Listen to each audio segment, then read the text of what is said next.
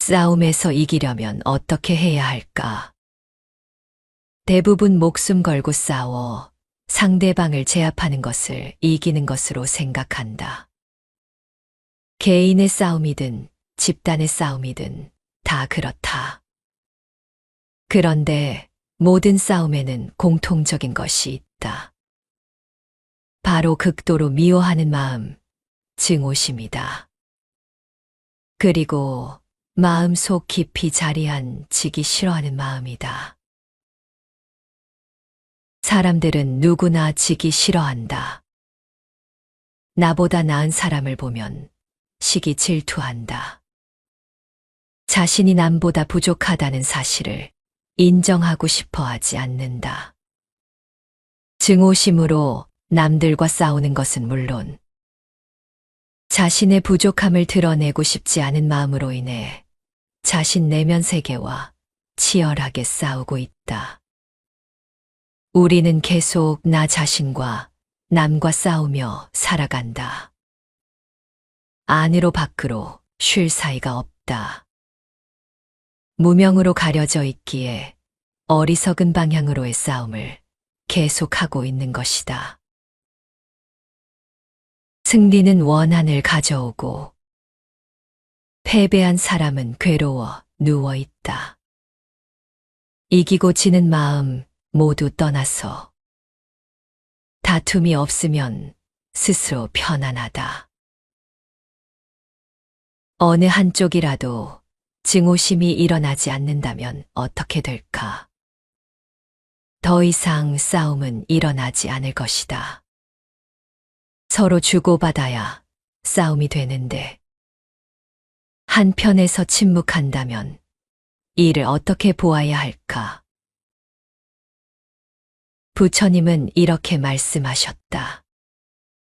말로 거칠게 꾸짖으면서 어리석은 자는 이겼다고 생각하지만 그러나 인내가 무엇인가 안다면 승리는 바로 그의 것이네. 이는 증오심을 일으키지 않는 자, 즉 인내하는 자가 승리자임을 말한다. 분노하는 자에게 다시 분노하는 자는 더욱 악한 자가 될 뿐. 분노하는 자에게 더 이상 화내지 않는 것은 이기기 어려운 싸움에서 승리하는 것이네. 상대방이 화를 낸다고 함께 화를 내면 지는 싸움이다. 그것도 모두가 지는 싸움이다. 상대가 분노하더라도 같이 분노를 일으키지 않는 자가 역시 승리자인 것이다. 내 마음 속에서 분노나 원망을 일으키지 않는다면 외부의 분노는 나에게 아무런 위해도 가할 수 없다. 결코 이 세상에서 원한으로 원한은 풀리지 않는다. 원한의 여임으로 그치나니 이것은 오래된 진리이다라는 법구경의 가르침과 일치한다. 묵자의 인간관계에 대한 조언도 그 뜻을 같이 한다. 의미 없는 논쟁 하지 마라. 말싸움을 하게 되면 누구나 고집 부리기 마련이다. 사실 거기서 얻을 수 있는 건 아무것도 없음에도 자존심 때문에 쉽게 포기 못한다. 논쟁은 지면 기분 나쁘고 이기면 친구를 잃는다. 도대체 여기에 무슨 의미가 있을까? 상대방과 논쟁을 하고 싶을 때는 두 가지를 고려해라. 논쟁은 이겨도 의미 없다는 사실과 그것이 상대의 자존심을 짓밟아 얻은 것이라는 걸 말이다. 부처님 당시에도 역시 스님들 간의 충돌, 스님과 제가신자들 간의 충돌로 인해 크고 작은 불화가 끊이지 않았다. 꼬삼비건도에 전해지는 유명한 꼬삼비 사건이 있다. 꼬삼비라는 곳에 절이 하나 있었다. 이 절에서는 화장실에서 일을 본 후 물통에 물을 채워두는 것이 안목의 규칙이었는데 어느 날 이 절에 머무르고 있던 한 스님이 깜빡하고 그냥 나왔다. 이 스님의 행위가 범죄냐 아니냐를 놓고 시비가 일어난 것이다. 생각해보면 참으로 사소한 일이다. 나중에 들어간 사람이 대신 채워줄 수도 있고 아니면 뒤늦게라도 알고 나서 물을 채워두면 됐을 일이다. 처음에는 단순한 말싸움 정도이던 것이 나중에는 패를 갈라서 듣기 민망한 말들이 오갔다. 싸움은 여기서 그치지 않았다. 감정이 격해진 스님들은 서로를 공격하다가 몸싸움을 하기까지 했다. 이를 알게 된 부처님은 양쪽을 불러서 여러 가지 비유로 타이른 뒤 다툼도 그만두고 싸움도 그만두고 논쟁도 그만두라고 했다. 그러나 이들은 부끄러워하기는커녕 도리어 부처님은 나서지 말라고까지 하였다. 부처님은 목매한 자들을 가르치기 어렵다고 탄식하면서 안거 중임에도 혼자서 코삼비를 떠나 사바티로 갔다. 코삼비의 신도들은 화가 났다. 싸움꾼들 때문에 부처님이 코삼비를 떠났다. 우리는 이제 부처님을 공양하며 공덕을 쌓을 수 없게 됐다.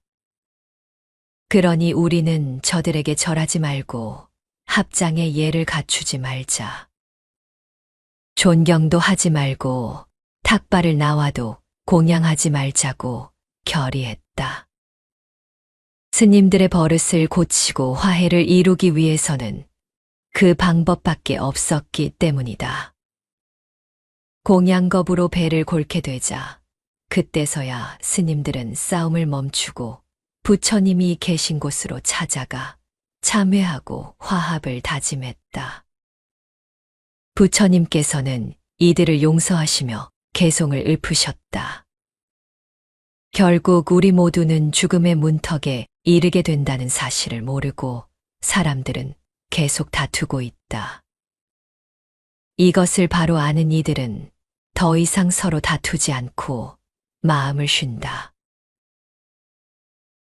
결국은 한순간에 죽음의 문턱에 이르는 우리의 불안한 삶에서 다툼으로 허비하는 시간이 얼마나 많은가.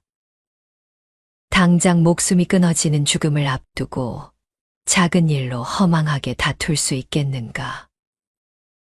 우리의 다툼은 얼마나 사소한 일인가. 인간이 살아있는 동안 벌이고 있는 다툼과 증오와 미움과 원망은 얼마나 가벼운가. 우리의 다툼은 아주 작은 일부터 시작된다. 내일 죽는다고 생각해보라. 어떻게 사소한 일로 싸우거나 욕심을 채우거나 돈을 벌거나 명예나 지위를 얻으려 애쓰거나 내 것을 늘리려 하겠는가. 죽음을 앞둔 모든 사람은 누구나 성인의 길을 따른다. 그것은 누가 알려주어서 되는 것도 아니고 죽음에 이르러 더 이상 쌓고 벌고 늘려나갈 일이 없음을 깨닫게 될 때 저절로 우리 안에 잠재되어 있던 근원적인 지혜를 따르게 되는 것이다. 죽음에 이르러서는 이미 늦다. 결국 우리 모두는 죽음의 문턱에 이르게 된다는 이 사실을 모르고 사람들의 다툼은 계속된다. 무의미하고 비본질적인 다툼과 어리석음과 욕망은 계속되고 있다. 그러나 이것을 바로 알고 바로 보는 이들은 더 이상 서로 다투지 않고 마음을 쉰다. 죽음에 이르러 마음을 쉬는 것이 아니라 살아있는 동안에 모든 다툼을 종식시키고 평화 속으로 뛰어든다. 다툼이 일어나는 상황이 발생했을 때 이 두 가지를 떠올려 보라. 첫째, 나는 다른 사람을 바로잡으려고 하지 않는다. 그 상대가 비록 아이이거나 가족이라고 하더라도 가르치려고 하지 말라. 둘째, 나는 나 자신의 마음을 훈계하는 것이다. 어떻게 하면 자신이 괴롭지 않는지를 생각해 보라. 자신이 분노로 괴롭지 않게 하는 것이 중요하다. 어떻게 하면 괴로움을 벗어나 자신이 즐겁게 생활할 수 있는가를 생각하는 것이다. 부처님은 무지한 바보에 대하여 공격할 만큼 어리석은 사람은 없다라고 말씀하셨다. 나는 가만히 있는데 시비를 거는 사람이 있다고 하자. 그런 사람에 대하여 화를 내고 미워할 것이 아니라 이 사람이 번뇌와 괴로움으로부터 벗어나기를, 이 사람도 행복하기를 이라는 마음을 가득 채운다. 그러면 그 사람을 미워하는 마음 대신에 도와주려는 마음이 일어난다. 싫은 사람에 대하여 자비의 마음을 기르면 강한 자비심이 일어나게 된다. 우리 이웃과 우리 사회가 자비심으로 넘칠 때 이 땅의 모든 갈등과 싸움들이 해결될 수 있을 것이다. 남을 미워하는 마음이 아닌 용서하는 마음으로 보듬을 수 있는 자비심이 절실하다. 사람은 혼자서 완벽해질 수 없다. 우리는 각자 부족한 부분을 인정해야 한다. 그리고 각자가 부족하기 때문에 함께 살아가고 있는 것이고 서로 화합해야 하는 것임을 알아야 한다.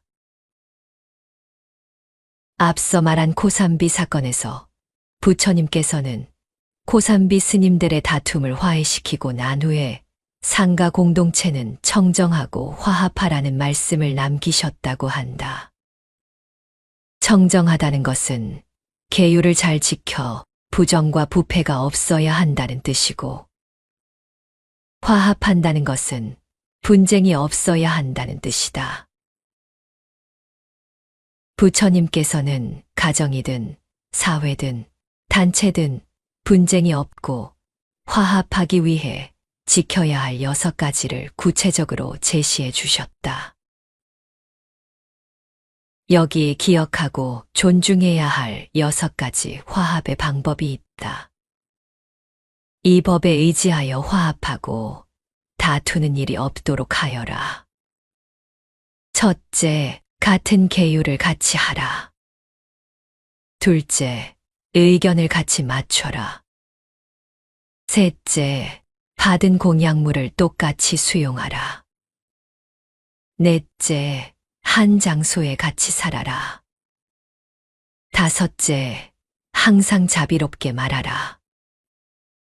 여섯째, 남의 뜻을 존중하라. 법륜 스님은 이 구절을 다음과 같이 해석하셨다.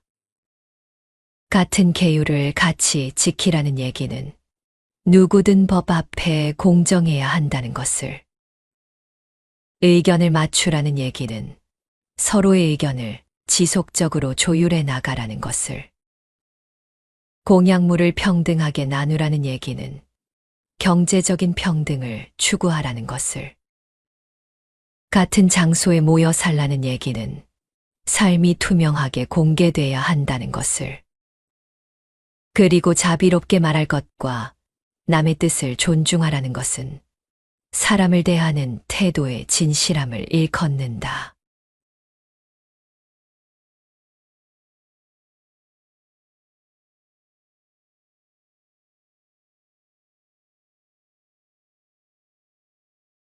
싸움에서 이기려면 어떻게 해야 할까?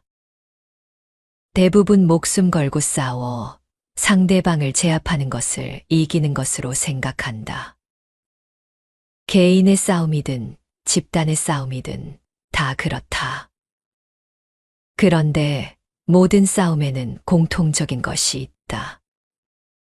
바로 극도로 미워하는 마음, 증오심이다. 그리고 마음속 깊이 자리한 지기 싫어하는 마음이다. 사람들은 누구나 지기 싫어한다. 나보다 나은 사람을 보면 시기 질투한다.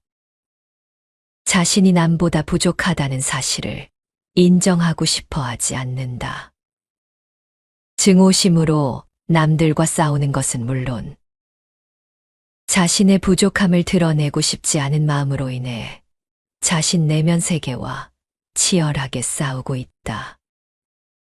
우리는 계속 나 자신과 남과 싸우며 살아간다. 안으로 밖으로 쉴 사이가 없다. 무명으로 가려져 있기에 어리석은 방향으로의 싸움을 계속하고 있는 것이다. 승리는 원한을 가져오고 패배한 사람은 괴로워 누워 있다. 이기고 지는 마음 모두 떠나서 다툼이 없으면 스스로 편안하다. 어느 한쪽이라도 증오심이 일어나지 않는다면 어떻게 될까? 더 이상 싸움은 일어나지 않을 것이다. 서로 주고받아야 싸움이 되는데 한편에서 침묵한다면 이를 어떻게 보아야 할까? 부처님은 이렇게 말씀하셨다. 말로 거칠게 꾸짖으면서 어리석은 자는 이겼다고 생각하지만 그러나 인내가 무엇인가 안다면 승리는 바로 그의 것이네. 이는 증오심을 일으키지 않는 자, 즉 인내하는 자가 승리자임을 말한다. 분노하는 자에게 다시 분노하는 자는 더욱 악한 자가 될 뿐. 분노하는 자에게 더 이상 화내지 않는 것은 이기기 어려운 싸움에서 승리하는 것이네.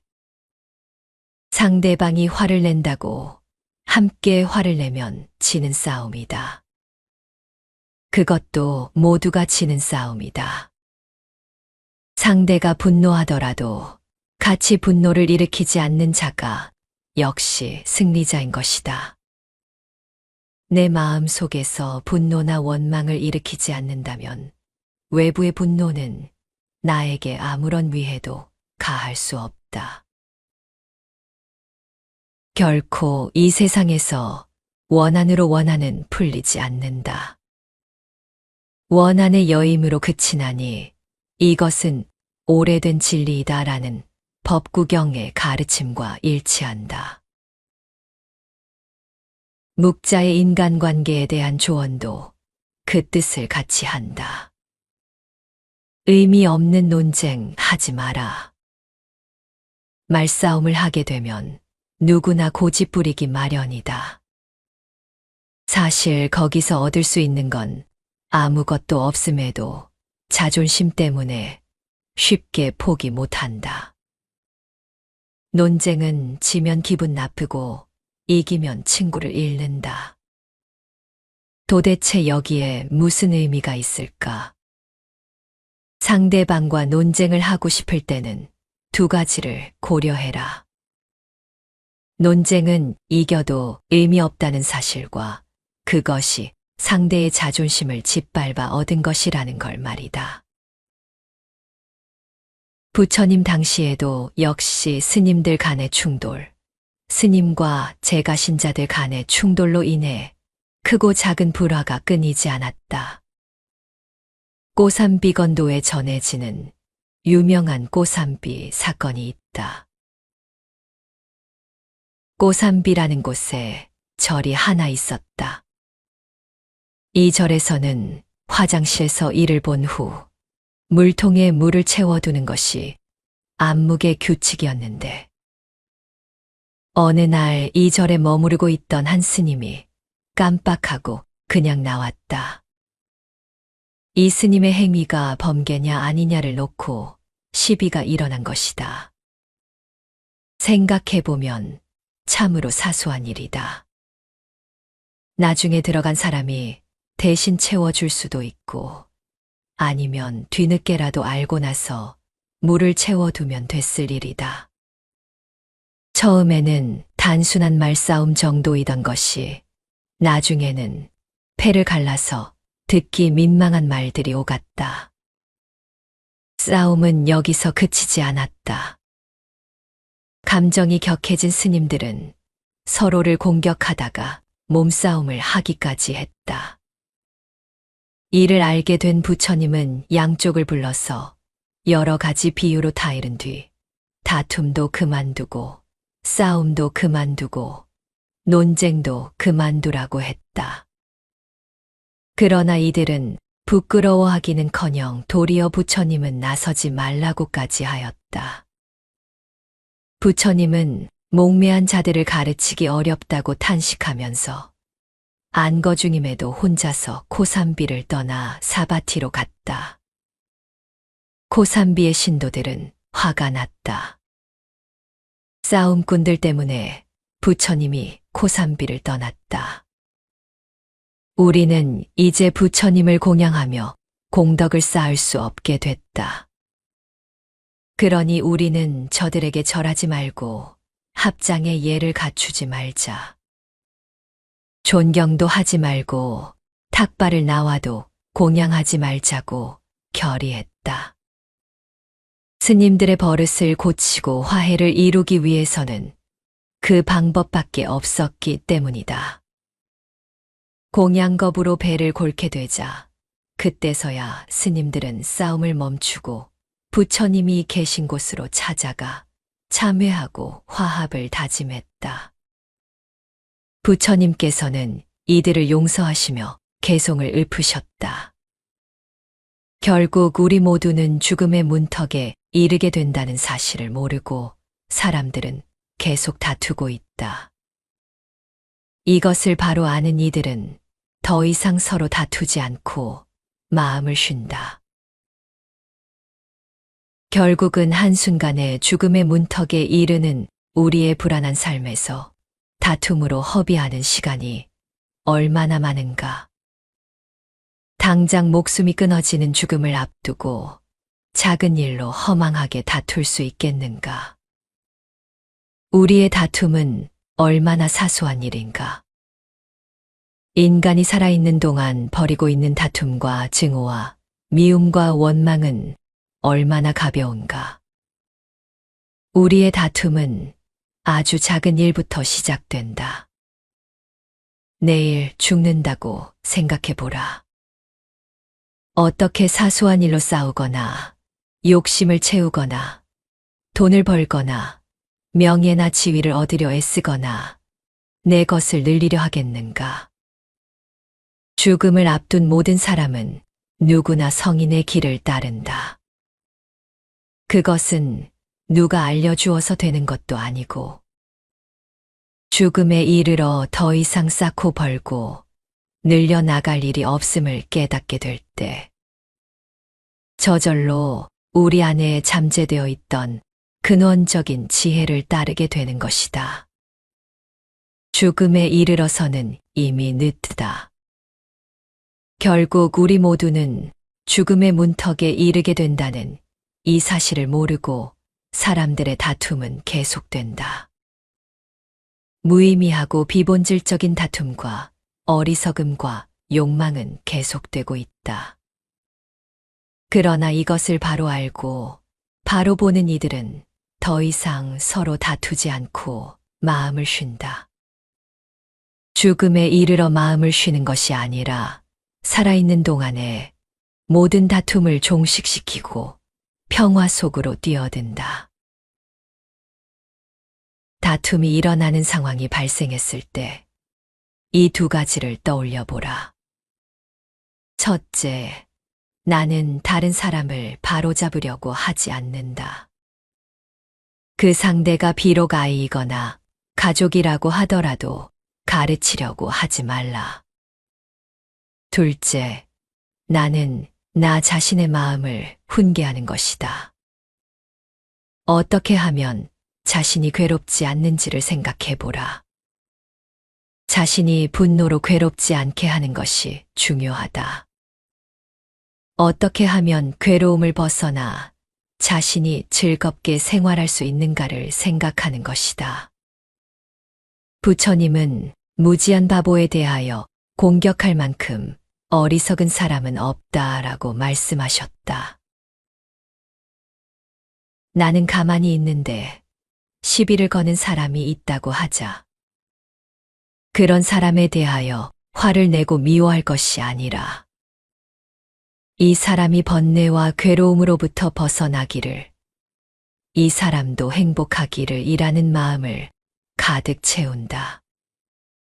그러면 그 사람을 미워하는 마음 대신에 도와주려는 마음이 일어난다. 싫은 사람에 대하여 자비의 마음을 기르면 강한 자비심이 일어나게 된다. 우리 이웃과 우리 사회가 자비심으로 넘칠 때 이 땅의 모든 갈등과 싸움들이 해결될 수 있을 것이다. 남을 미워하는 마음이 아닌 용서하는 마음으로 보듬을 수 있는 자비심이 절실하다. 사람은 혼자서 완벽해질 수 없다. 우리는 각자 부족한 부분을 인정해야 한다. 그리고 각자가 부족하기 때문에 함께 살아가고 있는 것이고 서로 화합해야 하는 것임을 알아야 한다. 앞서 말한 코삼비 사건에서 부처님께서는 코삼비 스님들의 다툼을 화해시키고 난 후에 상가 공동체는 청정하고 화합하라는 말씀을 남기셨다고 한다. 청정하다는 것은 계율을 잘 지켜 부정과 부패가 없어야 한다는 뜻이고, 화합한다는 것은 분쟁이 없어야 한다는 뜻이다. 부처님께서는 가정이든 사회든 단체든 분쟁이 없고 화합하기 위해 지켜야 할 6가지를 구체적으로 제시해 주셨다. 여기 기억하고 존중해야 할 6가지 화합의 방법이 있다. 이 법에 의지하여 화합하고 다투는 일이 없도록 하여라. 첫째, 같은 계율을 같이 하라. 둘째, 의견을 같이 맞춰라.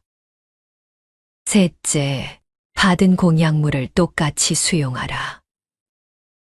넷째, 한 장소에 같이 살아라. 다섯째, 항상 자비롭게 말하라. 여섯째, 남의 뜻을 존중하라. 법륜 스님은 이 구절을 다음과 같이 해석하셨다.